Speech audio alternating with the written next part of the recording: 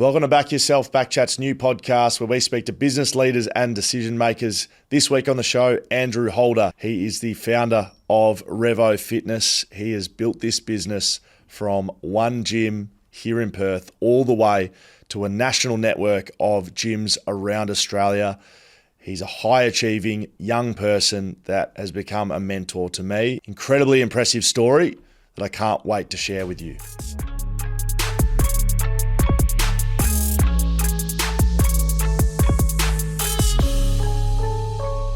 Okay, haven't done one of these for a while, but we are back with Back Yourself, Andrew Holder, Managing Director and Founder. I'm going to ask him why he doesn't call himself a CEO of Revo Fitness. He started this from the ground up, and we're going to chat that, but more about the journey, mate. Thanks for joining us. Yeah, thanks for having me. I like to go back to the start, and I know the start begins before you're running gyms for you. So what's life like growing up? Did you have ambitions to run business as a kid, as far back as that? Or is it something that you kind of fell into?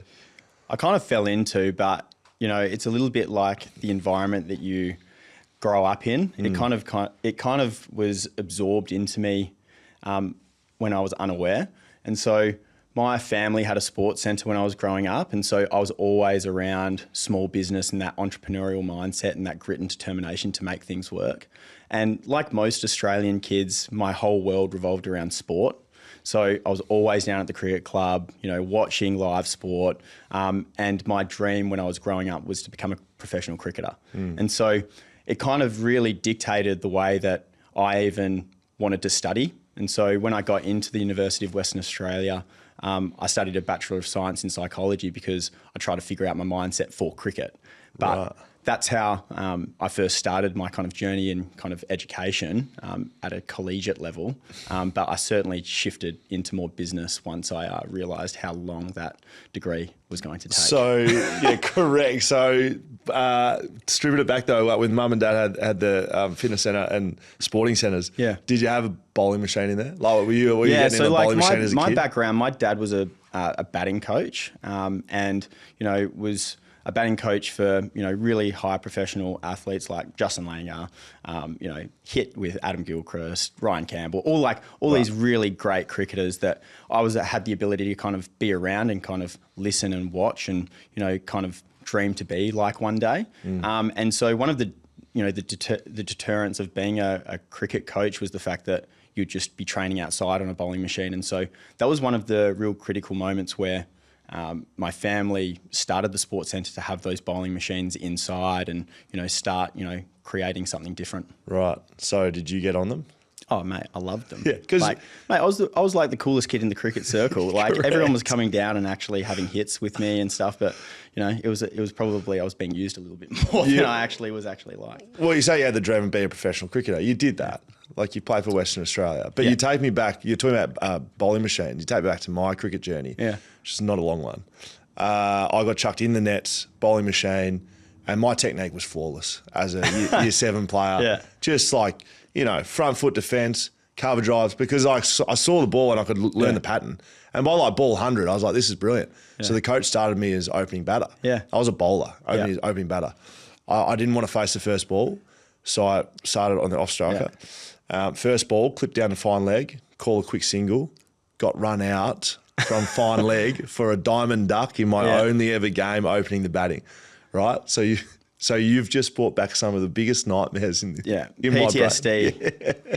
So you actually made it to. You played state level cricket. Yeah, yeah. So you did do what you were trying to do. Yeah, but it was a lot further down the track than what I anticipated, and I didn't think that was going to be reality. I had 5 locations with Revo Fitness before I actually played professional cricket, So when I started Revo, I was 21, and it was an opportunity to take over a 200 square metre facility inside Shenton Park Sports Centre.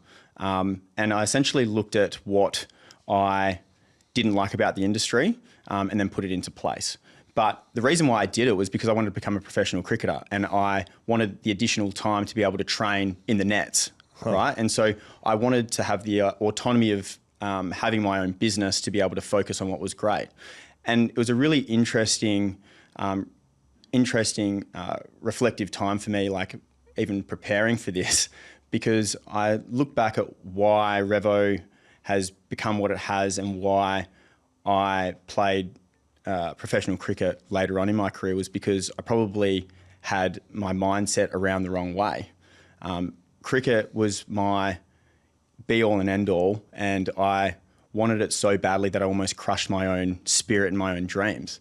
Whereas with Revo, I just let it be what it wanted to be, and I allowed it the chance to be able to grow by getting constant feedback from members and being able to, iterate problems and find ways to be able to get better every single day. Whereas with cricket, it was just more so focused on the outcome of wanting to get the baggy black or the baggy green. And that kind of was crushing, my creativity inside the sport. And when I realized that, I was an opening batsman, with my dad being a batting coach, and I wasn't the first picked, but I wasn't the last picked. I was holding my own in first grade cricket, but I just had a guts for, like, Revo Fitness was starting to, create some really strong momentum. Elise and I had just gotten married. It was one of those situations where, like, the universe was kind of telling me, look, what are you doing? Like, start listening to the signs. And I remember calling one of my mentors and saying, I think I'm done with cricket. And he said to me, that's fine. You're 3 games into the season. You've obviously had a stinking start. How are you? How am I going? But it's not how you start, it's how you finish. And you don't want to be remembered for the person that you are. You don't want to be remembered as a person who spat the dummy and just walked out on your mates. And that really resonated with me because I'm all about connection and, building meaningful relationships. And that's not who I am innately as a person. And so I then decided to play for the right reasons and play with my mates who I'd grown up with. And essentially, the universe works in such a mysterious way. We had injuries, and then the captain at the time said to me, do you want to open the bowling? And I hadn't opened the bowling since I was 17 years of age. And I said, and historically I would have said no because, I'm a staunch opening batsman. And at that point in time, I was like, well, I'm just going to help. I'm here to serve, yeah, for sure. Which innately was why Revo was so successful, because I was there to serve others. And so I said, yeah, I'll open the bowling.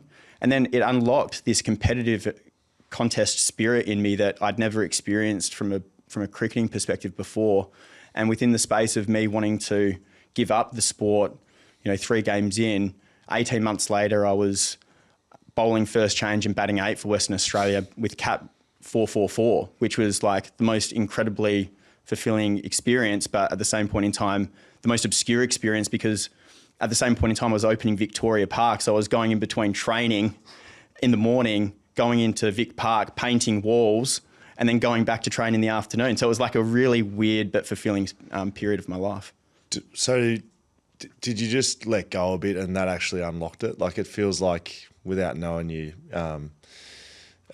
too closely, like, it sounds like you're putting that much pressure on yourself to succeed in cricket that when you actually step back and let go a bit, it unlocked potential. Yeah. It allowed me to realise who I wanted to be as a person in cricket, and allowed me the opportunity of how I wanted to approach the game rather than thinking about how I wanted to approach the game, which it's so incredibly different. Yeah. I thought I wanted to be a mindful, conservative opening batsman that was, Zen master. Dower. Just out there Whereas grinding. When I opened the bowling for Subi, like, I had white line fever, my face was red. I used to give myself headaches because, like, I would get so, like, in the contest, right? And I didn't bowl fast. I was just there. Steamed. Right? Yeah, I was just, out my ears. And, my mates couldn't believe, like, the kind of person that I'd become when I was bowling. Yes. But I absolutely loved that contest. And when I think about why Revo is in the position it is right now, it's about me unlocking that feeling of contest and getting into the contest rather than just playing the game for the sake of it. So, where it is right now, you've got over 50 gyms Australia-wide. I think you've got a goal to go over 100 by 2027. Yep. You tell me if I'm right or wrong, because they're your goals. Yeah. Read them somewhere. But can you remember what you learnt with one and yourself? Like just, I've seen pictures of you sitting in garages and dorms and grim offices. Like, can you remember that, or does it get harder the bigger you get? No, it's vivid. It's your own experience. And I think as a founder, it's your responsibility to tell people where it's come from, because I think sometimes when you get to a certain scale, people just think you're like everyone else, and the story is what matters. If you put a picture of, gym equipment next to gym equipment, it's a gym, right? So what makes us different? It's the storytelling. It's the culture that we've been able to create. It's the people who are involved, the way that we serve. It's all of those little idiosyncrasies, those little cogs that kind of start clicking together that make, so many little different moats to our special business. And when I think back about, how it used to be, like my whole methodology was I didn't want to put a limit on what Revo was. And so the only way I could get better was just coming in and figuring it out, right? So when I would wake up in the morning, I'd go in, like one day, 1 week, my whole focus was putting pictures and IKEA frames of sporting people that I thought were inspirational on the wall in front of the cardio machines, right? Like that seems so irrelevant to the performance of the business, but it still made me feel like we were moving forward. And my purpose was to showcase that to the members and then build connection with our members, because it was just me behind the counter. I was doing everything. Like I'd cut the floor in for the new gyms, I'd paint the walls, I'd clean the equipment, I'd clean the toilets, but it was the effort that I showed that I was giving a red hot crack that people appreciated. But then on top of that, I didn't know anything different than what my experience was as a 21-year-old going to the gym. Yeah. And so what I did was I just asked for feedback consistently. And when you've got a small business and you're growing it, it's so easy to get real-time feedback, because you just literally walk up to the person and go, how's it going? What do you think we need to improve on? Right? And that curiosity really helped shape what our now business plan is, or like our systems and structures of what Revo Fitness is now. Most people go, oh, there's too many squat racks in our gyms. But the only reason there's that many squat racks, 10 to 20 squat racks in any of our locations, is because right at the beginning, our members said, I can never get one. And so all of a sudden I said, well, shouldn't I just get more? And that kind of naive nature actually built something for the people rather than the perception of what the people wanted. You said there that it's maybe easy, and I think maybe I know how you mean it. Maybe you found it easy because you are curious and you do ask people. But some people watching this who either starting small business, running small business, somewhere in small to medium business, like that doesn't come naturally. Like, was that something that, like, seeking feedback, working with mentors and or just people who know better than you, was that like something natural, or was that something you tried to do that you had to teach yourself to do? I think it comes from playing sport and that feeling of failure to get back up and try again, and learning from the mistakes from the game prior, and just refining your technique almost. And because that was ingrained into me through my childhood just by playing sport, it almost felt like that was the only way I could improve, was because you had a coach, you asked the coach for feedback, then you got better, right? And so who was my coach in this environment? Well, the coach was the member, right? So in a lot of ways, like I was just asking for the way that I could improve as a business and improve as a leader through them,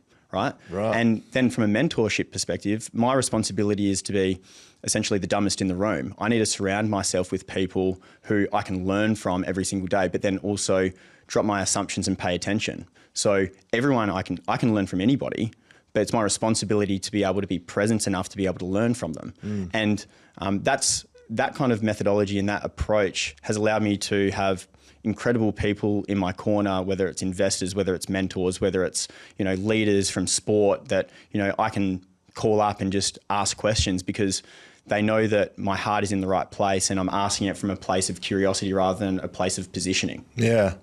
Yeah, it's interesting you look at your members as coaches. Like when you were saying that, I jumped ahead and I was like, oh, your coaches are the owner of the gym or your parents, or I don't know. But that's an interesting way to look at it, and clearly successful way to look at it. What are the biggest mistakes early. Yeah. You mentioned learning from your mistakes in sport. What did you learn from business?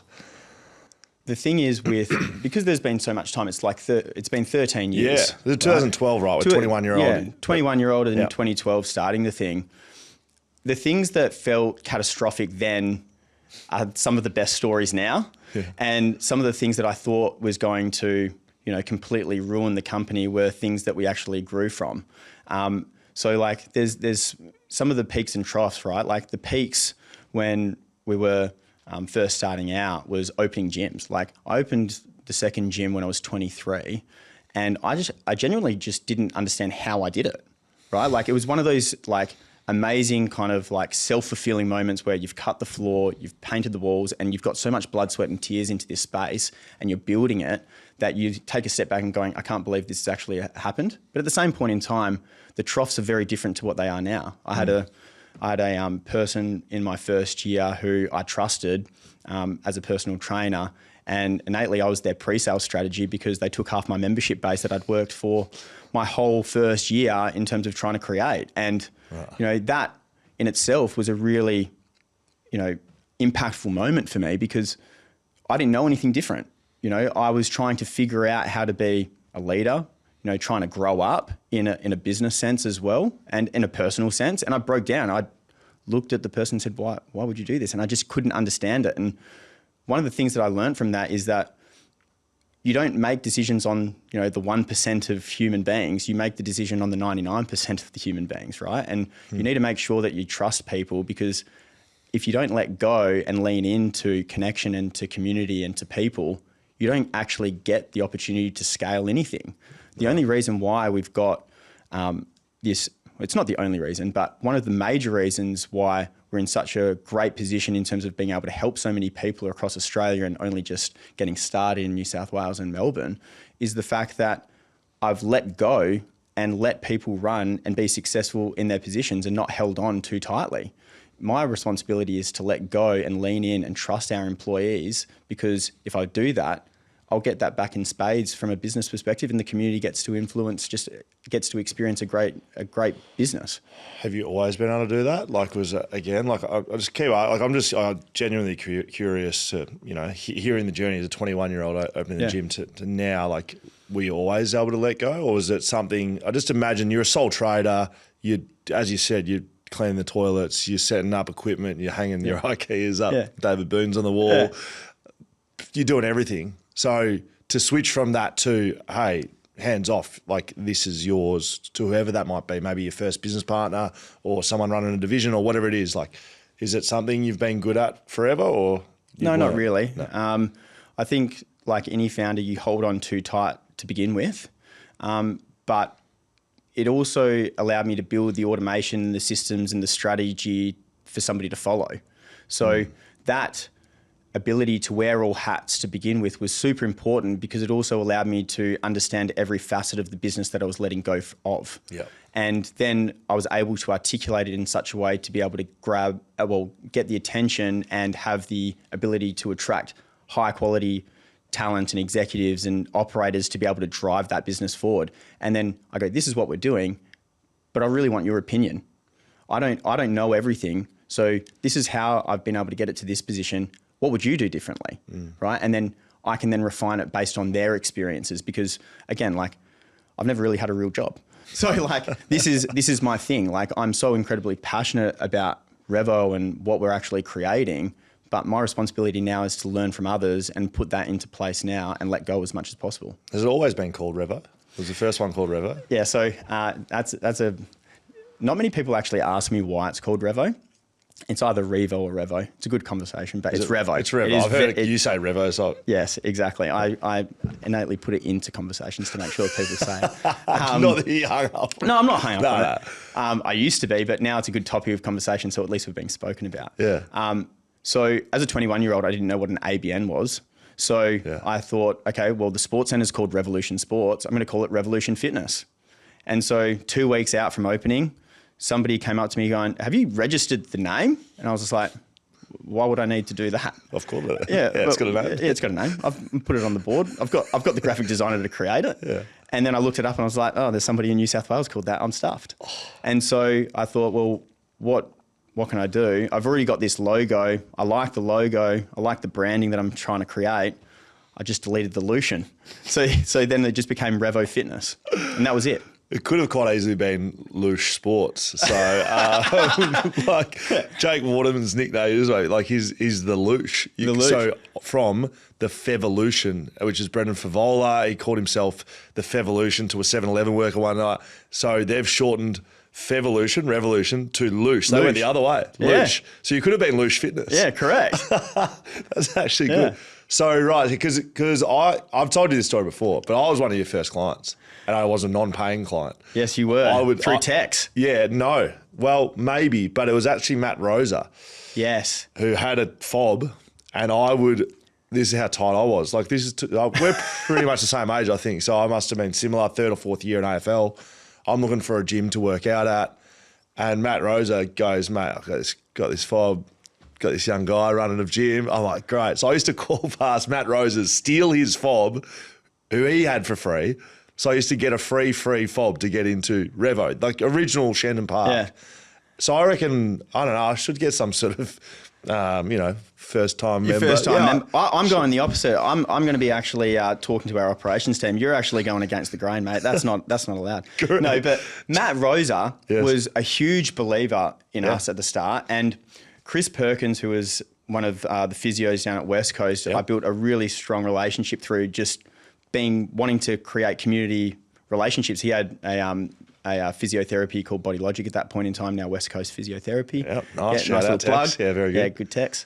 And but Tex wanted somewhere for some of the West Coast Eagles players to train in the off season to be able to like get away from the club. Yes. And my thought process was, well, if I'm trying to create a place where the everyday athlete is trying to, get better, if you associate, other elite athletes into the fold, but you don't actually make a big deal out of it, all of a sudden it's just a nice community where people actually get better together. Yeah. And then all of a sudden, high profile athletes are able to come in and feel comfortable enough to train. So that's the kind of community and the kind of culture that I wanted from day one was if you're a first time user, you felt comfortable walking in, but even if you were a West Coast Eagles player, you could come in and go, this is a really good place to train. Huh. That's interesting. I never thought about that. I just thought about getting free gym access. All right. So talk about the journey, the mistakes. Was there a moment, was there something, are there a moment or something happened that you went from running 1, 2, 3 gyms, like you're talking about, to, like this is not a business, because clearly it's a business to start with, but like, I don't know, this is not just me anymore. Like this is something a bit more. I have more responsibilities to other people than myself. Just, again, I'll keep using the reference of putting picture frames up on the wall. Like, was there something that happened, or were you just attacking contests and, to use a footy term, like were you just hitting contests and then suddenly like, oh, we've got 10 gyms now? What was it? It's a little bit of that. Right. So there was no real clear strategic plan when it came to resourcing employees or anything like that. It was just putting one foot in front of the other and doing what was right for the business. Right. So was it right to be able to hire the first operations manager? Yeah, that felt right. And then all of a sudden, in the first 8 years of the business, you're building intuition in your game plan through just by doing the right thing. And that was really deliberate for us, because what ended up happening was what usually happens within our industry, or any industry for that matter, you validate an offering or validate your product and brand, then you try and scale it as quickly as possible because you want to get your brand out there. But I didn't want to franchise because I saw what franchising did to the brand equity. It diluted it, and I wanted to create that culture long term. Sorry to cut in, but why? Why did you think that franchising? What? Because it was too far separated from the. Well, you've got owner operators controlling how your brand is being consumed and pushed out into market. Right. So there was no continuity or consistency. And the further it gets on, the further it gets away. And the further it gets away, you can't put the toothpaste back into the tube. Right. And so my responsibility was to, really create a strong environment where we were building structured systems, but also a really strong brand and brand culture up front. And so all of that was, attacking each contest and seeing whether I needed another person, whether I needed another system, whether I needed anything else on the way through.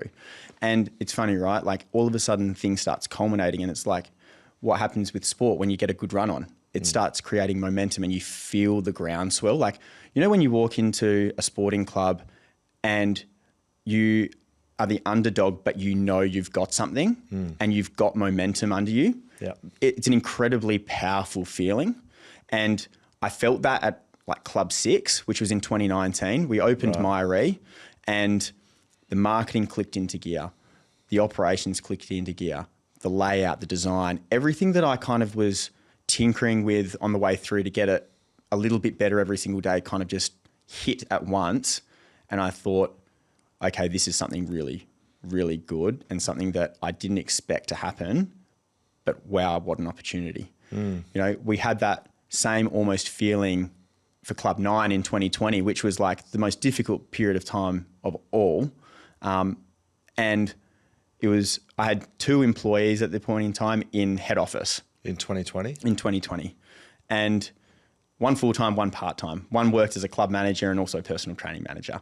And those 2 people are now my COO and my head of product and fitness. Cool. And one of the things, we sat out the front of Innaloo, which was our 9th location. It was the biggest one we'd ever done, and everything broke. Like, everything broke. We opened at 7 o'clock. The turnstiles didn't work. The software didn't work. Like, everything that could have gone wrong went wrong. And that was the moment where we were like, okay, we need help. Right. Yeah. That's okay. So it must be early 2020. It was late 2020. So, like, because the rest, I'm trying to recall, kind of a blur of time, those 2 years for me. Yeah. I retired in 2020, but COVID was right there. Yeah. So I was thinking, like, coming into this, you know, fitness and gyms wasn't really correlating with COVID. No, it was a horrendous time for us as an industry. We were the first to close, last to open. We were deemed as a high risk environment, which is really poor considering the amount of connection that people got from it for one, plus what health and fitness does to anybody and their immune system. So for us, we were really disappointed about how it was approached. But again, you have to control the controllables. And sounds like your momentum was kind of going too, right? When this. Well, the momentum was, we were on the precipice of it. It was the moment where I realized that we are creating momentum, but it was the belief of what we were about to create was happening in 2019. Right. And what had happened was we were a bootstrapped business.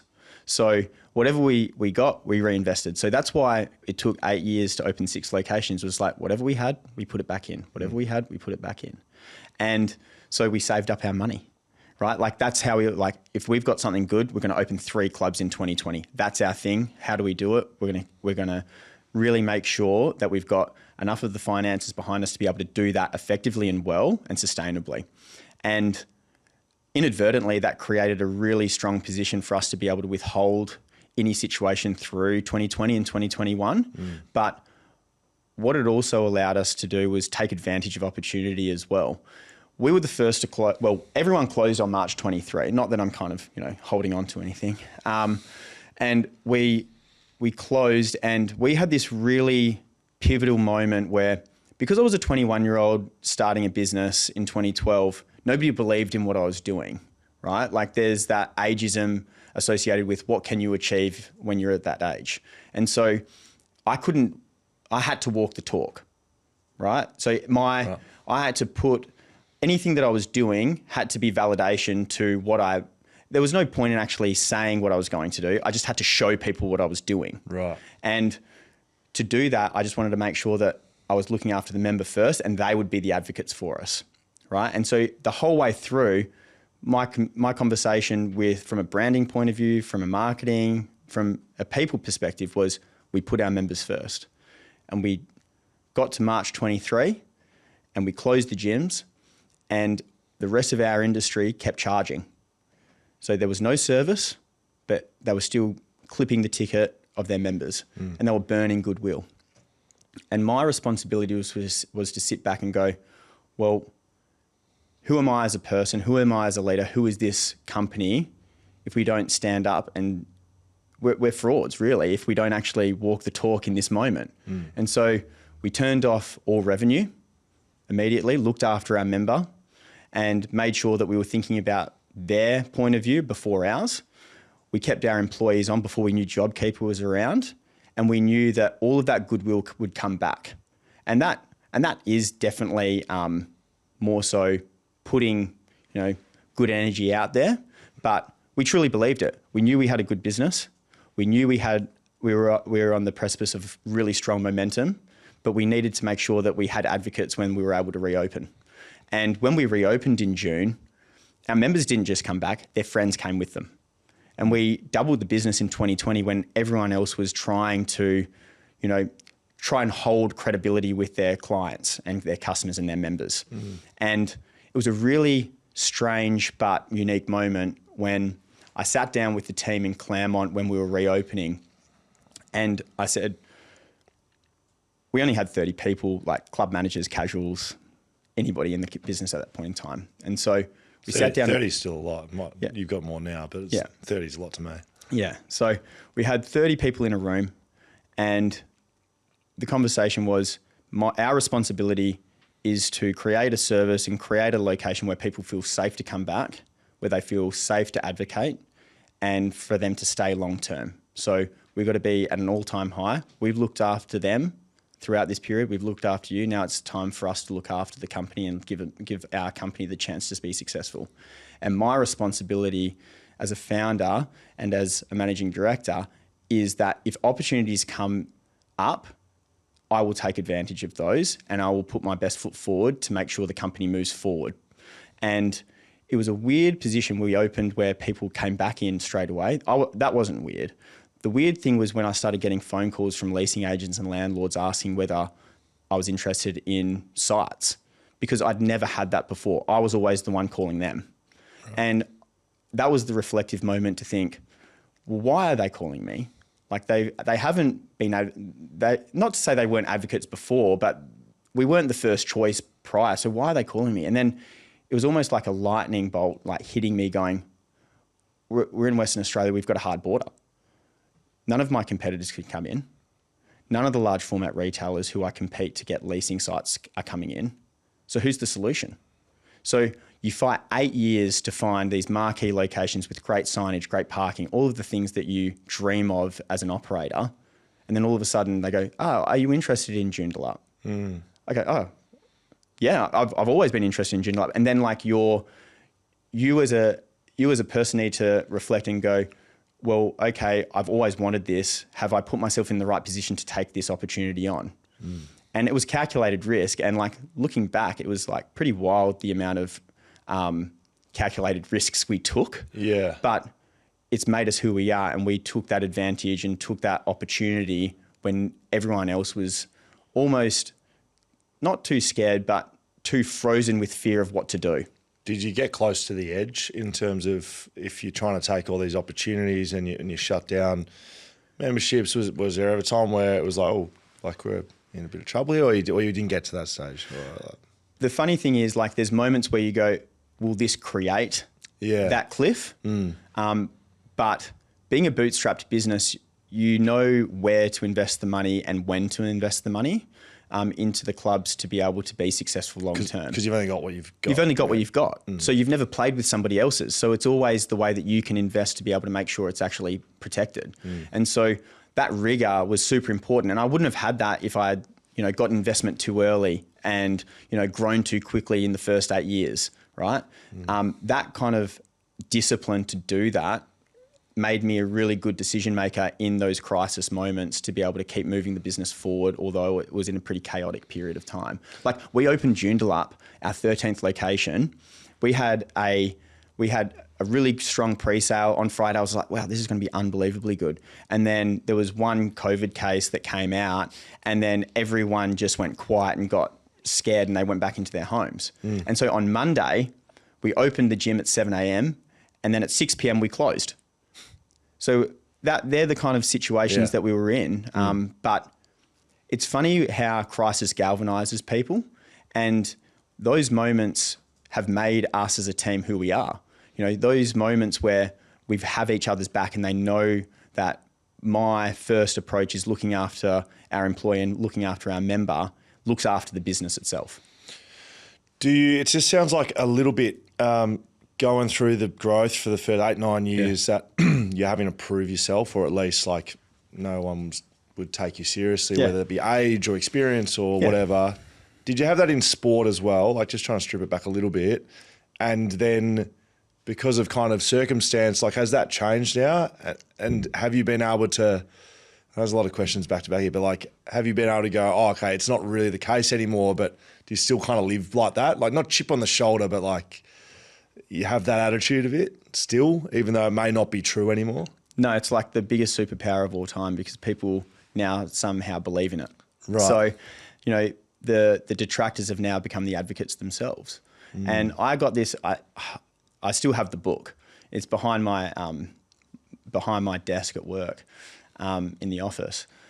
I was trying to negotiate with a supplier and I was at Club One and I used to do all of my negotiations via email and then rock up at the last second. They go, no, I'm looking for Andrew. And it's just like, no, I'm Andrew.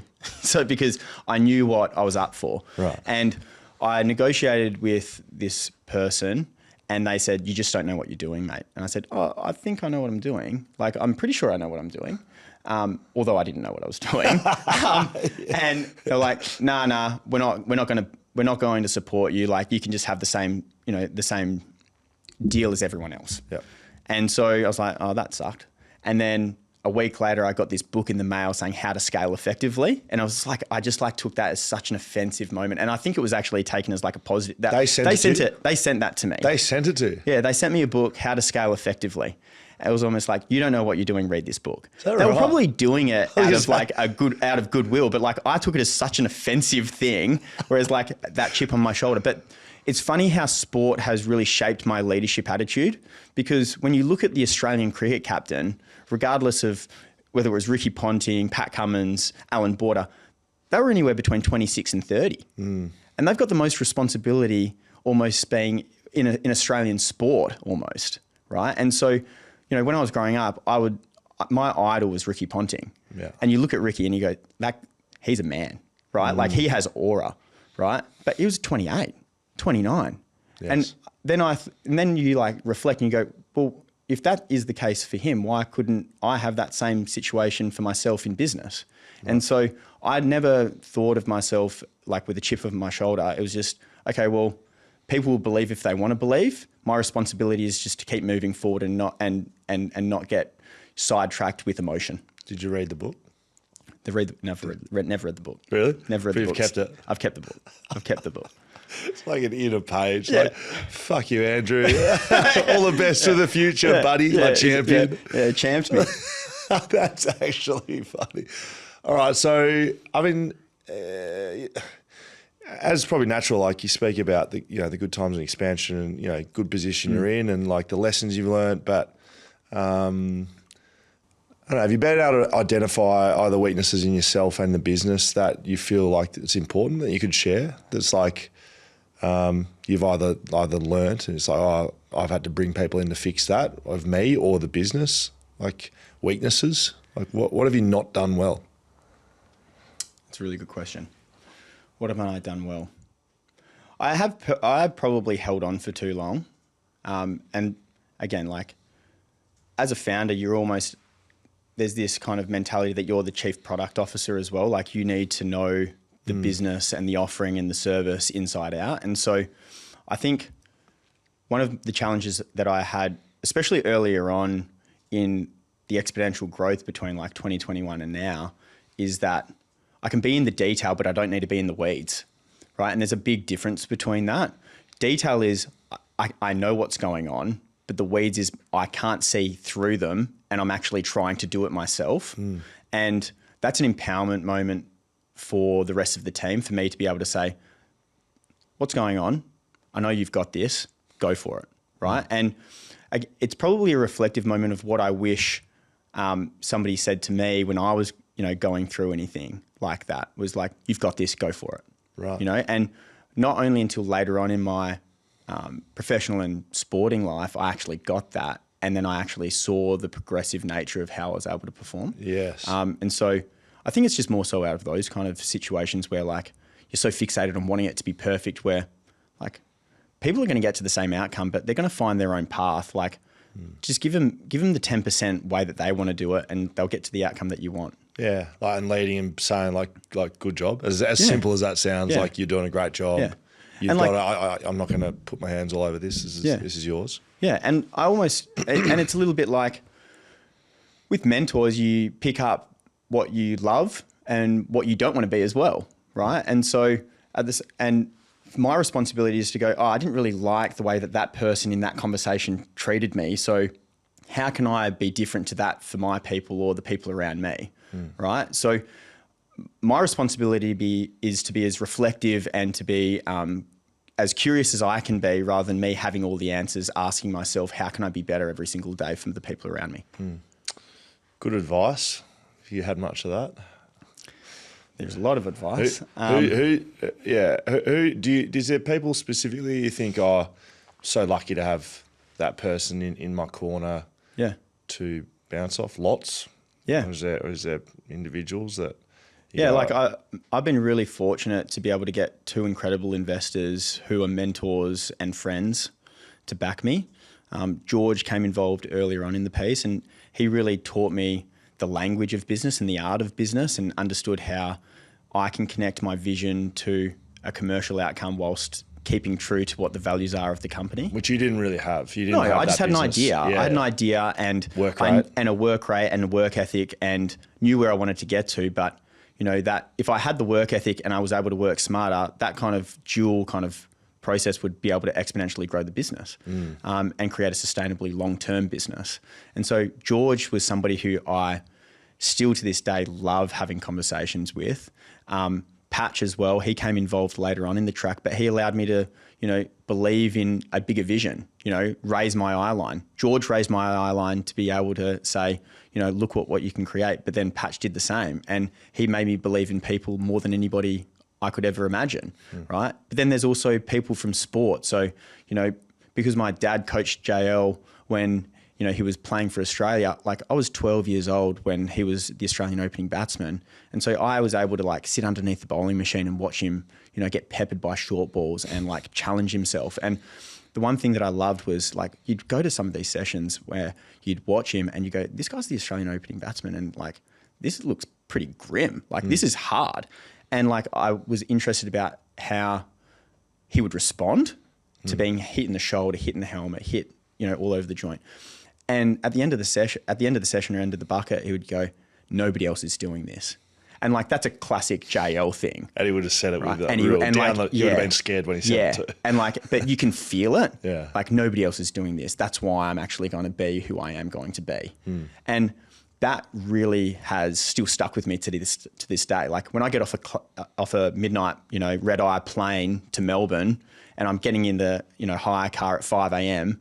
and I look at 5 gym locations, potential locations before 8:30, I'm also still saying to myself, nobody else is doing this, right? Yes. And using that as my work ethic and my learning. I also had a coach in cricket who taught me, hopefully is not a word. That kind of commentary is so profound when it comes to a mindset. When you look at all of these people getting interviewed for sport, and hopefully we'll get the win. And then hopefully, we'll be better next week. Aren't you putting all the processes and structures and vision in place to win, to compete, to be better?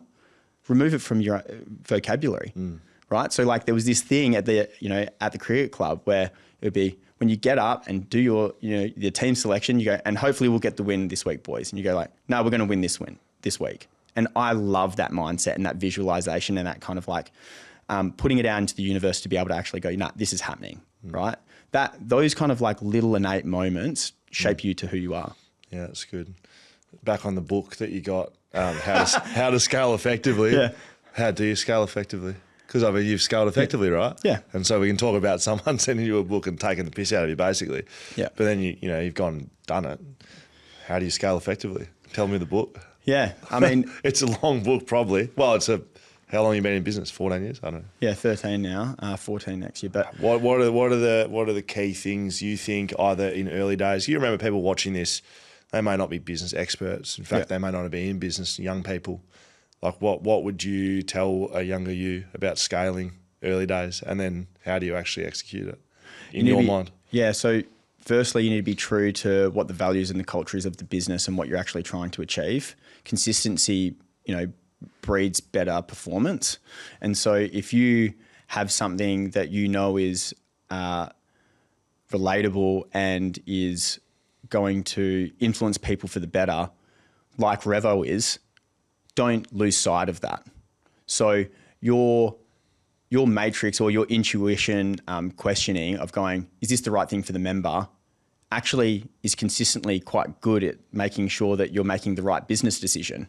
And when you're scaling, if you don't have a clear vision, you don't know where you're scaling to. So we have this saying E plus R equals O. So there's an event plus a response equals an outcome, right? So you know what the outcome is, which is the vision. The event is where we sit right now. So how do we respond, right? And we break it down in a really simplistic format to that. You're able to make really concise decision-making on the way through. And then you look back and you go, oh, that actually made sense. And then you're able to iterate from there. We've opened 45 gyms in 4 years. Yeah, just feels like a lot. Yeah. Does it feel a lot to you? Oh, mate, it's an enormous amount. Like, I mean, 6 and 8 years to then go to 45 and 4 is like an incredibly fulfilling but also stressful experience, because the reality is, like, you're putting yourself under immense pressure, but for the right reasons. So you thought you'd add 3 kids to the mix with that? Yeah, exactly. A 5 and a 2 and a 5-month-old. So yeah, that's good. Yeah, absolutely. I've got the full circle. It's great. No, they're wonderful. Correct. But the funny thing is, you don't do it without people and bringing people along the journey. And I think because my COO, who's one of the most incredible people you'll ever meet, the most grounded, humble, hungry person you'll see.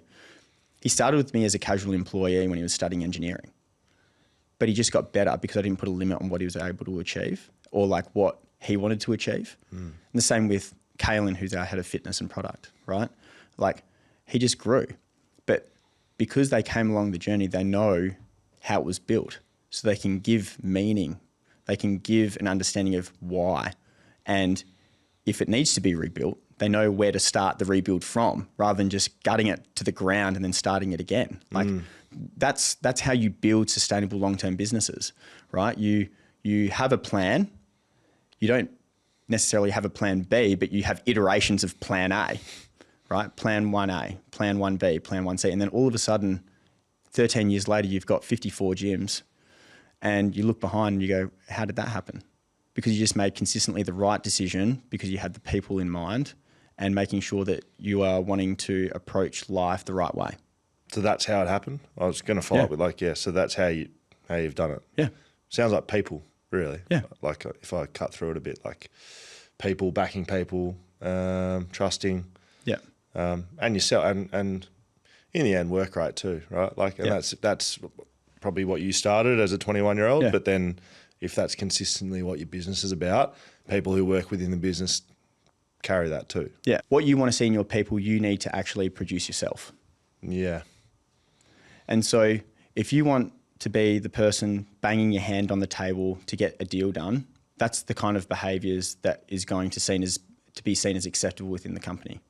That's not what we're about. We're about building relationships, building long-term sustainability within not only our membership base, not only our people and our employees and our friendship circles, but also with suppliers and everyone around us. You want people to wish you well. You want to be able to look down the path in 10 years' time, and you're walking down the street and somebody crossed the road and say, hey, mate, how are you? Because that actually is the difference between doing something the right way and doing something for the sake of it and for an outcome. It is all about approach, in my opinion. It's very thought-inducing for me, this convo. It's good. Where's the limit then? I know I rolled out a little company spiel of 50 now and 100 in 2027, but like, I don't know, is there a limit? What's the future for you and Revo? But mainly you. Revo, but what about you? Leading Revo. Yeah, when I look at the future of Revo, what we've been able to achieve in Western Australia and South Australia so far is incredible. But when you look at the opportunity in Melbourne, New South Wales, and then Queensland, and just the pure population and the people over there, the opportunity is enormous.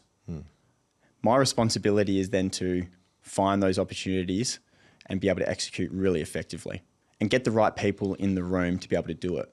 So not much has changed. Not much has changed. Like Really? My responsibility is to keep iterating what the product offering is and keep evolving the product offering. Like, I mean, we've got a studio now inside our gyms, which offers self-led reformer Pilates, massage chairs, you know, active body, active recovery. Those things didn't exist 18 months ago, but 80% of our clubs have them inside our sites now, right? That was an idea that came to fruition to roll out. That continuous transformation within our product as well is super important. So the opportunity in terms of just pure location, enormous.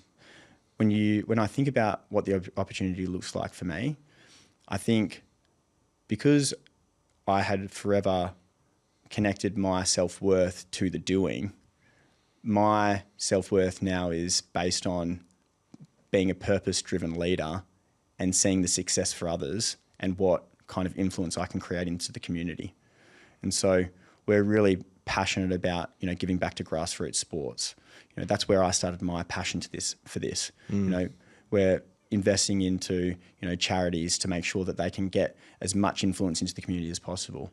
So in the horizon, like, we're really focused on building out our own foundation, for example. That's something that I'm extraordinarily passionate about, and that's something that will, you know, keep the fire lit inside of me, knowing that I'm actually making a true difference to society, not just building a gym for the sake of building a gym.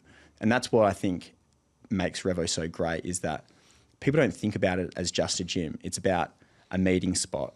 It's a place where people feel comfortable to train the way that they want, to be able to connect with new people. It's actually holistically different, in my opinion, and I am biased, but very different to the rest of our industry, which I'm super proud about. Yeah, you seem genuine. I think sometimes you could roll out here and you could say these things and you're just saying it for spiel. Like, it seems like these things are important to you. Like, and would you agree? Like, it's a genuine belief rather than, oh, it'd be nice to hear these stuff coming out of my mouth. Yeah. Absolutely. Like, this has been my life. Yeah. Like, you talk about life's work, right? Yeah. You know, like, I've got a beautiful family. You mentioned, like, I've got 3 kids, beautiful wife and Elise. I started dating her. I met her in psychology. I sat next to her in my first ever shoot. So she's seen me as an 18-year-old, and she's seen me now. So she's been along that journey the whole time. I've got 3 children that I want to make sure that I'm the best possible person for. And that's not only just to them, that's actually creating opportunities where, you know, they go, your father was a good man. Your father is a great person. Your father helped people. You know, like, it's about not only what I'm creating, but the legacy that I'm leaving as well. And that in itself drives me, because my biggest superpower is my genuine nature and my approach to Revo and my life. It needs to be in flow state. And if I've got that right, I live a purposeful, mindful life. And that is my genuine drive every single day. Does the expansion into Sydney have anything to do with you being a Sydney Swans fan, or? No, I'm a blood. I said we're going to have to go to the Battle of the Bridge, you and I. I know, you're a GWS man. Wow, yeah, I am. Look, it's a complicated. I'm not going to get into that right now, but it is. I explained to you why, and you accepted why. I mean, like, I played for West Coast. I wasn't a West Coast fan. I was a Geelong fan growing up. Yeah. And then when I finished, I was like, oh my God, I don't go for anyone. Good friends at GWS, good leaders there. Might have to introduce you, actually. And I just saw they're the team. And it was like 2020, they'd been sort of grand final-ish. Yeah. So I think we've got good things. I think we've got you covered this year, by the way.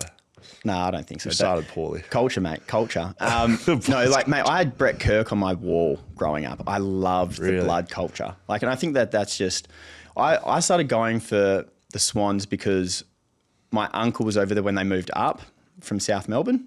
And I just wanted to be different down at Millington Reserve at Scarborough Junior Footy Club. Everyone was West Coast Eagles or Dockers. Tough gig wearing the red. Red and white down at Millington Reserve was a hard battle, and especially for somebody who didn't want to get a hard ball get. So I was certainly on the outer, running on the far wing, and that is a very lonely place down there, big oval. So you're more like my great mate Lewis Jetta than you were like Brett Kirk by the sound of it. Without the pace. Without the pace. But outside operator, just elite skills? No. Okay. No skills, no hardball. No, there was a very much of a reason why I actually stopped playing footy and actually leaned further into cricket for sure. Oh, what could have been? Last question. What would you tell young Andrew now, knowing everything you know right now? It could be 10-year-old Andrew. It could be like 15-year-old Andrew. Like, what advice would you give him? Not to others, but to yourself, knowing everything you've gone through? Everything's going to be okay. When I think about that sentence, it transcends not only business but life. Like, life is full of euphoric moments, but some of the lowest of lows, but you still get to stand. And that ability to ground yourself in that sentence means a lot. And probably something that I wish I heard a lot more of when I was going through that journey initially. And I think that also leans into that journey over outcome feeling as well. Making sure that every day that you're living with purpose rather than fixated on an outcome, you way far surpass any outcome that you would have ever dreamed. Be hard to hear that as a young kid though, wouldn't it? Maybe. Because you don't know what you don't know when you're young. Exactly. Figure it out. Mate, been brilliant. Back yourself. Hopefully you enjoyed the content, the conversation. I appreciate it. Looking forward to seeing what Revo Fitness does in the future. I'm a long way back from you, mate, but we're chasing you. West Australian company trying to not take on the world, but just grow and advance things. But brilliant. Thanks for your time. Thanks, mate. Thanks for having me.